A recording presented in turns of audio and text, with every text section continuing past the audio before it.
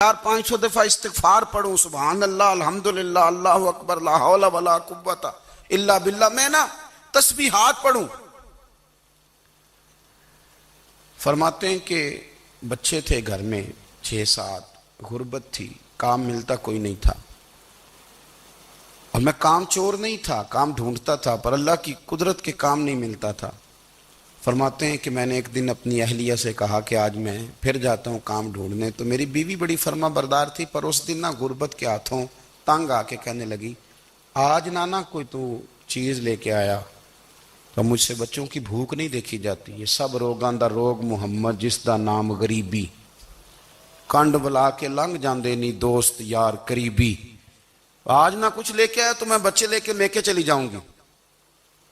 شیخ فرماتے ہیں کہ میں بڑا پریشان گھر سے نکلا، پر میں نے صبح سے لے کے زور تک کام ڈھونڈا، کام ملا کوئی نہیں، تو میرے دل میں خیال آیا چلو کام نہیں ملتا تو اللہ اللہ تو کرے نا، چلو بندوں کی مزدوری نہیں ملتی تو رب کریم کی عبادت ہی کرتے ہیں۔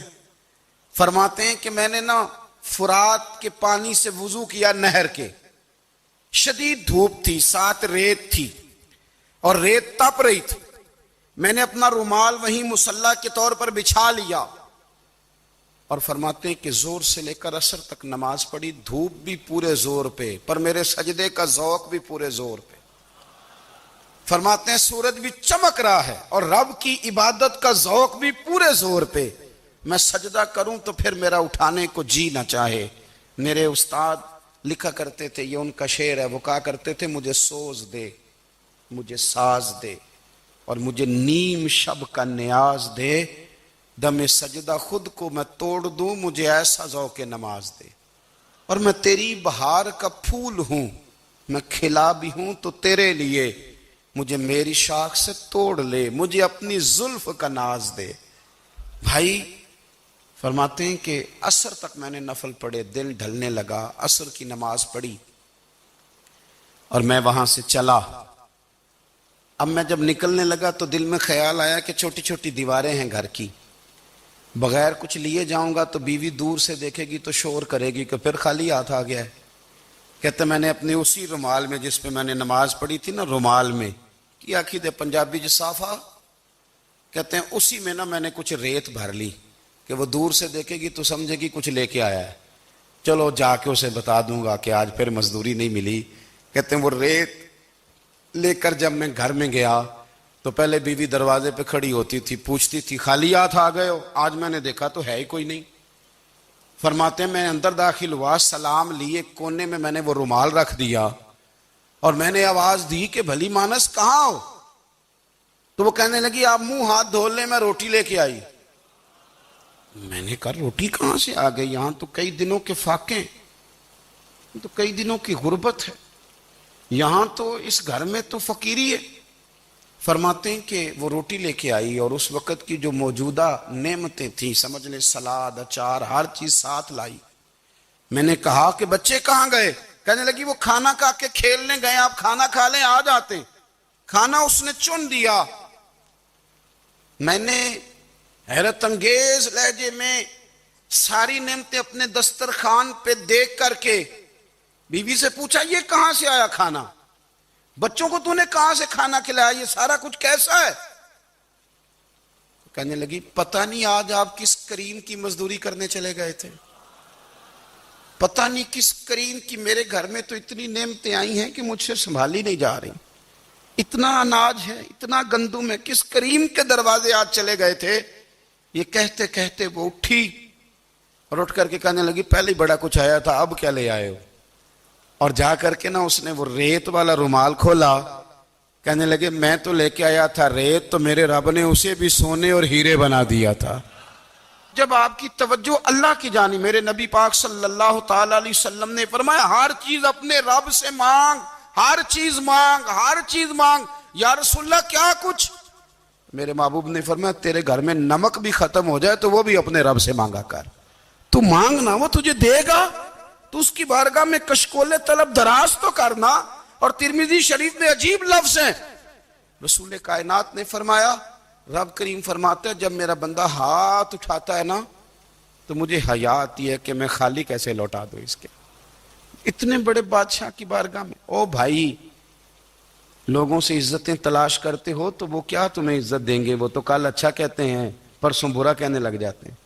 لوگوں کے سامنے گڈ بک میں آنا چاہو گے تو وہ تو سویرے تمہارے بارے میں کچھ کہیں گے، شام کچھ اور کہیں گے۔ اپنی روحانی زندگی آباد کریں، اپنے مسلح کو وقت دیں، اور دنیا سے چھپ کر اس موبائل کو بند کر کے اور اپنے آپ سے بھی چھپ کے اور تنہا ہو کے چھپا کے سارا کچھ اپنے آنسو اپنے رب کی بارگاہ میں پیش کریں، اس کے حضور حاضری دیں۔ سنو نا ترمذی کی حدیث، اور اسے یاد رکھنا، نبی پاک علیہ السلام نے فرمایا اپنے دکھ لوگوں کے سامنے نہ بیان کرنا، سیٹھوں نوابوں کو نہ بتاتے پھرنا، دنیا داروں کے سامنے جا کے نہ رونا کہ میں تکلیف میں ہوں۔ اور میں اگر دنیا داروں کو دکھ بتاؤ گے رب تمہیں کبھی غنی نہیں کرے گا، اور لوگ ہیں کہ الٹا مذاق اڑائیں گے۔ آپ کی جس سے بڑی پکی یاری ہے نا، پکی، وہ تب تک پکی ہے جب تک آپ نے 50,000 مانگا نہیں، اور جس وقت آپ نے کہہ دیا کہ میں مجبور ہوں میری مدد کر، تو پھر ختم ہو گئی دوستی۔ لوگوں کے تعلقات آپ کے ساتھ تب تک ہیں جب تک آپ ان سے کوئی ضرورت وابستہ نہیں کرتے۔ کریم محبوب فرمانے لگے بندوں کے سامنے دکھ نہ بیان کرنا، اللہ تجھے کبھی غنی نہیں کرے گا۔ تو اپنے دکھ اپنے رب کو بتا، تو دعائیں مانگ، تو اس کی بارگاہ میں حاضر ہو، تو اس کے حضور عرض کر۔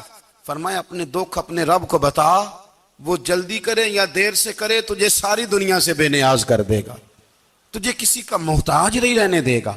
اپنے مسلح کو، اپنی دعاؤں، ایک بزرگ فرماتے ہیں میں نے دعا مانگنے کا طریقہ اپنی بیوی سے سیکھا،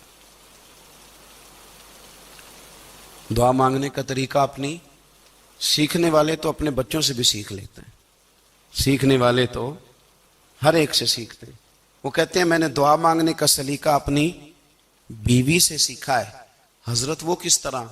فرمانے لگے میری بیوی نے نا مجھے کوئی کام بتایا، کچھ پیسوں کی ضرورت کے لیے کہا، تو میں نے اسے کہا کہ بھئی ابھی میرے پاس نہیں ہے، کچھ دنوں میں آتے ہیں تو میں دے دوں گا۔ عورتوں کی عادت ہوتی ہے وہ بار بار یاد کراتی ہیں، 2-4 دنوں کے بعد پھر اس نے کہا حضرت وہ میں نے کہا تھا کچھ پیسے، میں نے اسے کہا کہ ابھی میرے پاس نہیں ہے، کچھ دنوں میں ملتے ہیں تو میں تمہیں دے دوں گا۔ اس نے کچھ دنوں کے بعد پھر کہا حضور وہ میں نے کچھ پیسے کہے تھے۔ فرماتے میں نے ڈانٹ دیا، میں نے کہا کہ کیا تو روز مجھے شرمندہ کرتی ہے، کہا نا میرے پاس نہیں ہے، ہوں گے تو دے دوں گا، تو روز یاد کراتی ہے۔ فرماتے ہیں اس نے پہلے تو میری ڈانٹ کو سہا، پھر میرے سخت جملوں نے اس کی آنکھوں میں آنسو پیدا کر دیے، پھر اس نے اپنے آنچل میں اپنے اس دکھ کو سمیٹا، اور پھر اس نے ایک جملہ کہا تو میں رو پڑا، اور مجھے اپنے رب سے مانگنے کا طریقہ آ گیا۔ مجھے کہنے لگی حضرت جی آپ نے ڈانٹ دیا میں نے سہ لیا، پر آپ ہی میرے شوہر ہیں، بتائیں نا آپ سے نہ کہوں تو میں کس سے جا کے کہوں۔ فرماتے ہیں میں رو پڑا، اور میں کھل کے رویا، اور میں تڑپ کے رویا، اور پھر میری سسکیاں بند گئیں۔ تو مجھے کہنے لگی آپ کو کیا ہوا؟ میں نے کہا مجھے بھی دعا مانگنی آ گئی ہے، جب میں اسے کہوں گا نا اللہ تو ہی میرا رب ہے، میں تجھ سے نہ کہوں تو میں کس سے جا کے کہوں؟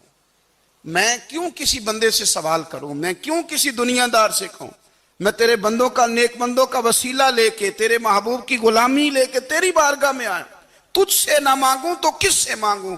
سمجھ آ گئی ہے جب میں اس رنگ میں مانگوں گا تو پھر رب میرے اوپر بڑا ہی فضل فرمائے گا، وہ میرے اوپر بڑی رحمت کرے گا، وہ میرے لیے آسانیاں کرے۔ عزیز دوستو ہم اس طرح کرنے لگ گئے ہیں کہ ہم نے نا اپنے تعلقات پر اعتماد کرنا شروع کر دیا ہے۔ میرے تعلقات بہت ہیں، ہم نے اپنی دولت پر اعتماد کرنا شروع کر دیا ہے، میرے پاس دولت بہت ہے، ہم نے اپنے علم پر، اپنی شہرت پر اعتماد کرنا شروع کر دیا ہے کہ میرے پاس فلاں چیز بہت ہے۔ یاد رکھنا جب بے نیاز اپنی صفت بے نیازی دکھاتا ہے تو بڑی بڑی دولتوں والے مجبور نظر آتے ہیں۔ بھائیو جب انسان کا رشتہ اپنے مالک کے ساتھ ہوتا ہے پھر تو غم بھی کچھ نہیں کہتے، پریشانیاں بھی کچھ نہیں کہتی، پھر تو زندگی صبر والی، پھر تو زندگی توکل والی، پھر تو زندگی بھروسے والی، پھر انسان اپنے آپ کو رسوا نہیں کرتا، دنیا داروں سے امیدیں اس کی ختم ہو جاتی، امیدیں اللہ رسول سے لگا لیتا ہے، مضبوط ہو جاتا ہے، مضبوط، طاقتور ہو جاتا ہے، خوددار ہو جاتا ہے، باوقار باعزت ہو جاتا ہے۔ حضرت بہلول دانا رحمت اللہ علیہ بیٹھے تھے تو ہارون رشید حج کر کے آ رہا تھا، تو رستے میں حضرت شیخ سے ملاقات ہو گئی تو السلام علیکم کے بعد کہنے لگا حضور کوئی حکم ہو تو بتائیے گا. تو حضرت بہلول دنا فرمانے لگے تیرا رب کون ہے؟ اس نے کہا اللہ. تو فرمایا میرا کون ہے؟ کہا اللہ. فرمانے لگے تو بڑا ہی بیوقوف ہے، کیا تو یہ سمجھتا ہے کہ رب ہارون رشید کو تو دے گا اور بہلول دانا کو بھول جائے گا؟ تیرا بھی وہی رب ہے، میرا بھی وہی رب ہے. اس نے اگر تجھے دے کے آزمایا ہے تو ہو سکتا ہے مجھے نہ دے کے آزما رہا ہو. جب اس کی حکمت کے تقاضے ہوں گے تو عطا کرے گا اور دے گا. تو جا اپنا کام کر. بھائی اپنی روحانی زندگی، اپنی عبادات، اپنے وظائف، اپنے روزمرہ کے معاملات، اپنی دعائیں، اپنا استغفار. دیکھو کوئی مشکل کام تو نہیں، 2 رکوع ہیں سورہ واقعہ کے اگر رات کو پڑھ لی جائے تو. میں کس طرح یہ بات بیان کروں کہ تعویذ بانٹنا آسان ہے اور وظیفہ بتانا مشکل ہے.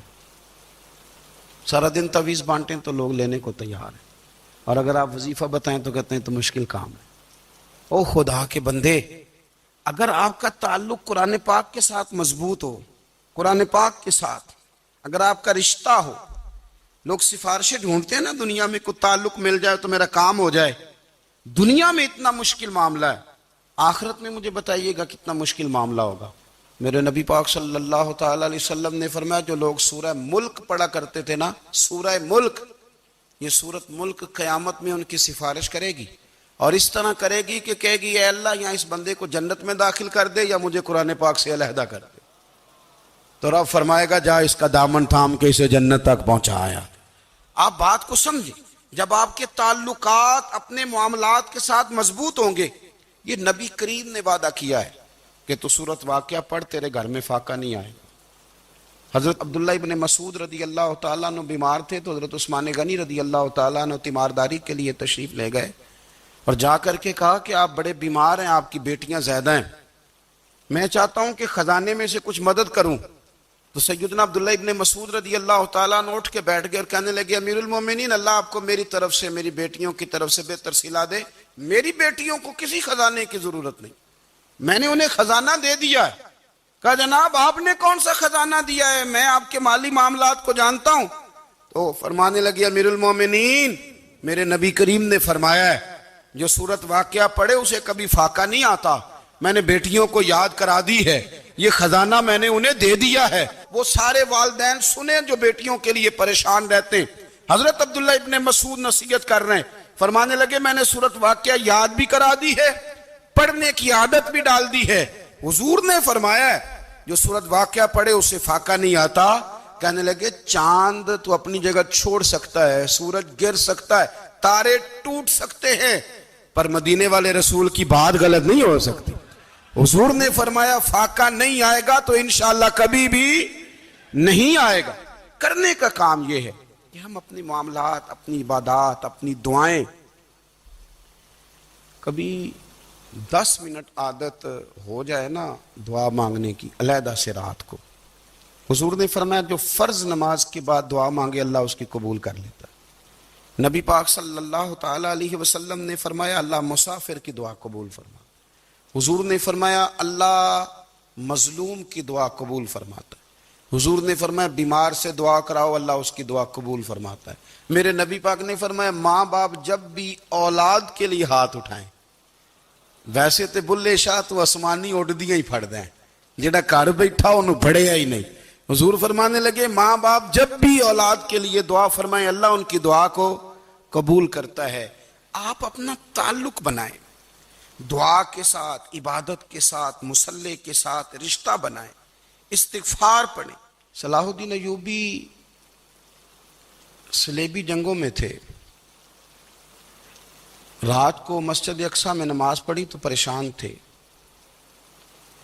ایک بزرگ سے ملاقات ہوئی تو وہ کہنے لگے کہ آپ بڑے پریشان ہیں. کہنے لگے حضور پریشان اس لیے ہوں کہ پہلے ہی مسلمان کمزور ہے، اب میں نے سنا ہے دشمن کا ایک بحری بیڑا وہ جنگی سامان سے بھرا ہوا آ رہا ہے، تو اب ان کے پاس اور تلواریں اور نیزے آ جائیں گے، مسلمانوں کے پاس پہلے ہی وسائل کی کمی ہے، پریشان ہو کس طرح کر کے مقابلہ کریں گے. یہ بات کہتے ہی صلاح الدین ایوبی نے بزرگوں سے کہا حضور آپ بھی دعا کرنا، دعا کی بڑی طاقت ہے. میرے نبی پاک نے فرمایا دعا مومن کا ہتھیار ہے، دعا مومن کا، دعا مومن کا۔